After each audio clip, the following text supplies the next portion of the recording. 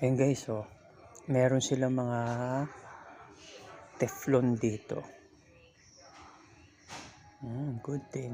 Tulad nito, saucepan, mabibili mo na. Even though manipis siya, pero at least 10 euros lang din siya. Kahit pa paano meron.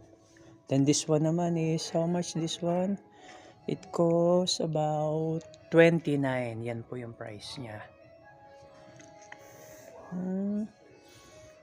Definitely, meron din naman pala sila na kahit pa paano is good things.